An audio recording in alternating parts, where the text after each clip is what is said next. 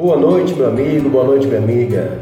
Meu nome é Marcos Vinícius, um discípulo amado do Senhor Jesus Cristo, lutando contra a dependência química, contra a ira, contra a procrastinação.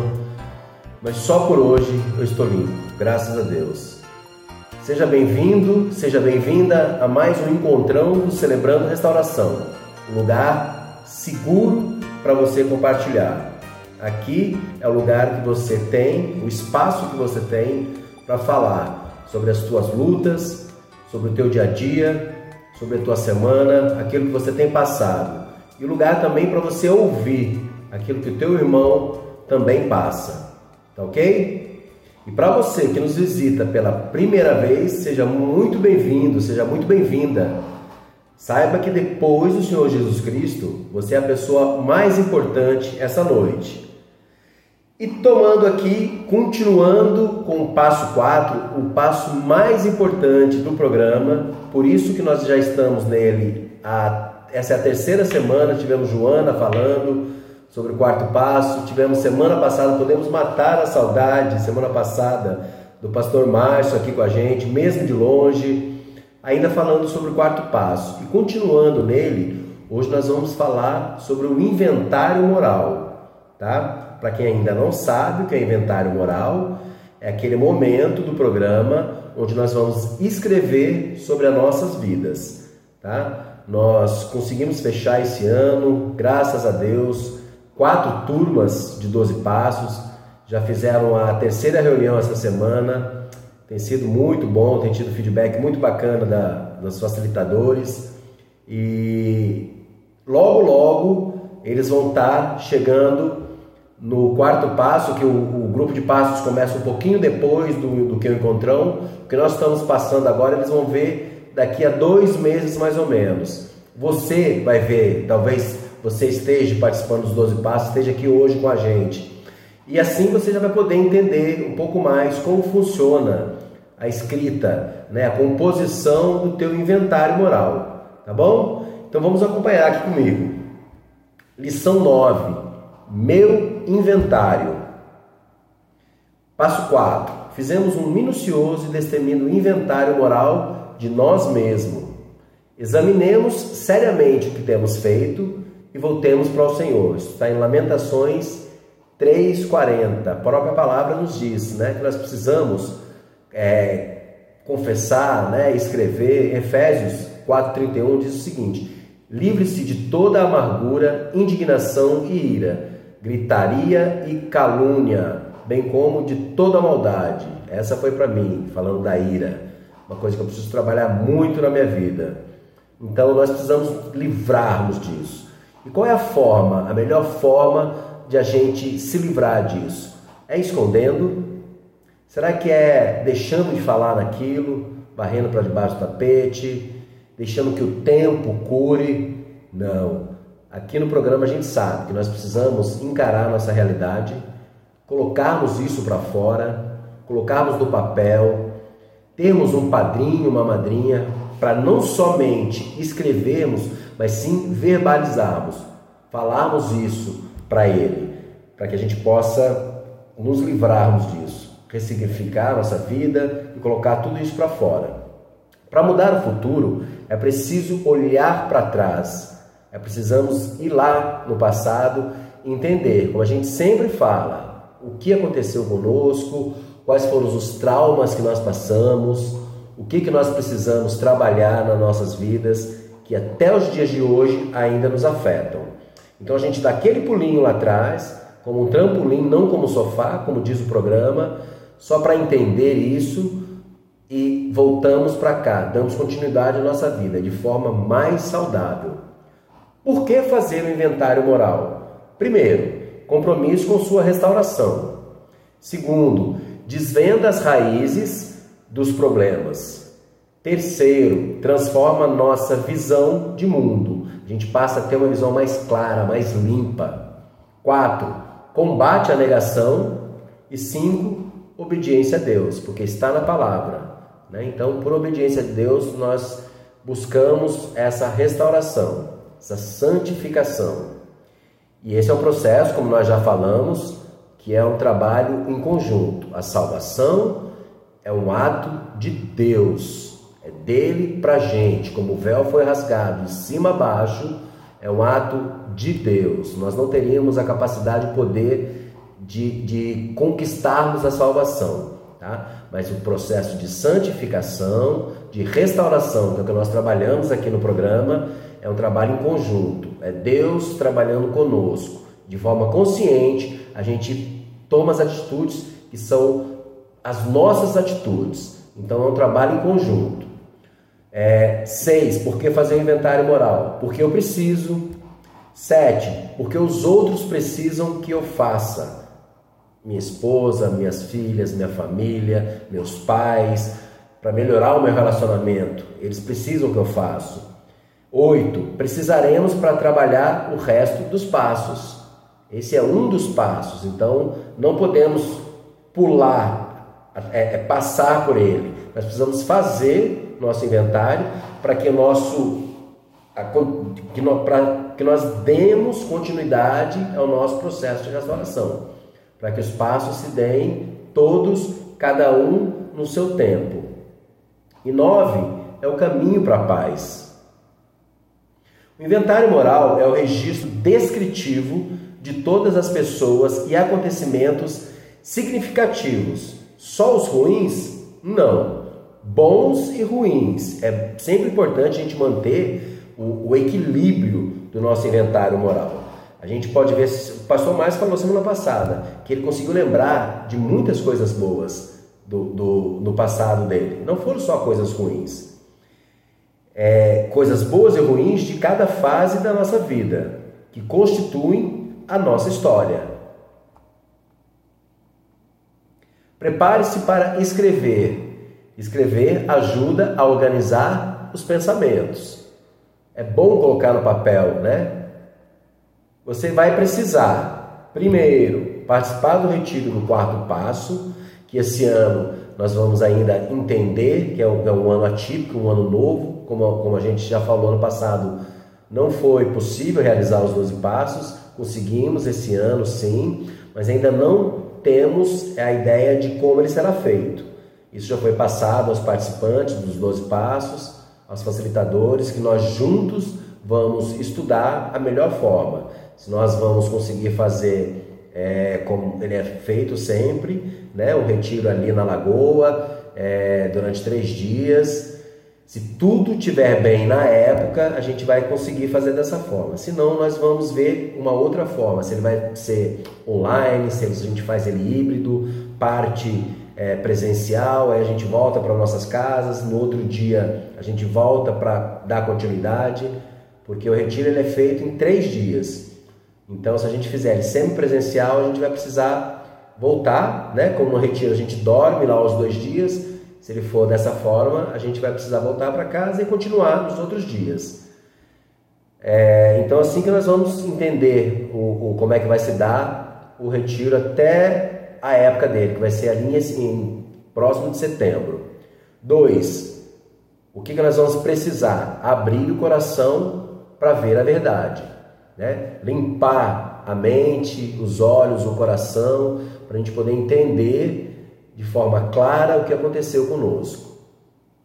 3. Listar por escrito e com equilíbrio os acontecimentos do passado. Existe um grupo de oração enquanto está acontecendo o retiro, né? Enquanto os participantes estão escrevendo, pessoas orando do grupo, dos líderes, para que Deus traga consciência aquilo que você mesmo escondeu de você. Por defesa do teu pensamento, do teu cérebro, que é uma defesa nossa, nós escondemos aqueles traumas de nós. Então, só Deus, muitas vezes, tem a capacidade de trazer isso, desvendar isso, trazer isso para a nossa consciência. Então, esse grupo fica em oração para que você possa lembrar do que você precisa colocar no seu inventário. 4. Analisar o seu passado. As pessoas, as causas, os efeitos, sua parcela de responsabilidade, porque nós não passamos por trauma somente por culpa dos outros, né? Em muitos momentos da nossa vida, nós tivemos também a nossa parcela de culpa, tá? Então tudo isso nós precisamos analisar e colocar no nosso inventário. Sonda-me, ó Deus, e conhece o meu coração. Prova-me e conhece as minhas inquietações. Vê se em minha conduta algo te ofende e dirige-me pelo caminho eterno. Salmo 139, 23 e 24. Sonda-me, ó Deus. É Deus olhando para você, né? E você conseguindo entender e colocar ali para fora aquilo que você precisa colocar, né? Então você pede para Deus, para Ele sondar, para ver que somente Deus conhece a nossa realidade muito mais do que nós mesmos. Então é o momento da gente pedir para que Deus faça que nós entendamos aquilo que a gente precisa entender do nosso passado, do nosso presente também, por que nós estamos ainda agindo de forma traumática, né?